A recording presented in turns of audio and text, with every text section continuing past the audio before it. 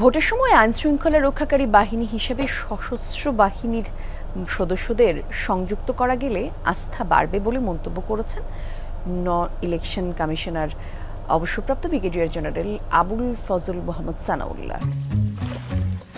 এখন তো জীবাণুদের থেকে বাঁচালে সারাদিনকে বাঁচাবে ডেটল বাঁচাবে। ডেটল দেয় জীবাণুর বিরুদ্ধে 12 ঘন্টার সুরক্ষা বলয়। সুরক্ষার বিশ্বাস থাকুক দিনভর।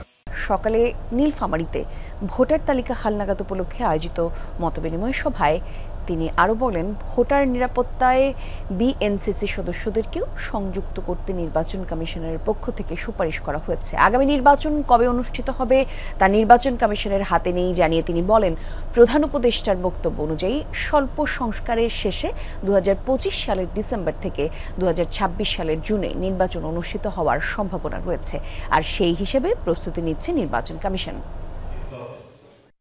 আইন শৃঙ্খলা রক্ষাকারী বাহিনীর সংজ্ঞার মধ্যে সশস্ত্র বাহিনীকেও সংযুক্ত করার আমরা অপেক্ষা করি, দেখি এটা সংযুক্ত হয় কিনা। হলে পারে একটা ভ্যালু অ্যাড হবে স্বল্প সংস্কারের মাধ্যমে ডিসেম্বর 2025-এ, অথবা যদি আরেকটু বেশি সংস্কার করার সুযোগ দেওয়া হয় তাহলে 2026-এর জুন নাগাদ ইলেকশন করা সম্ভব।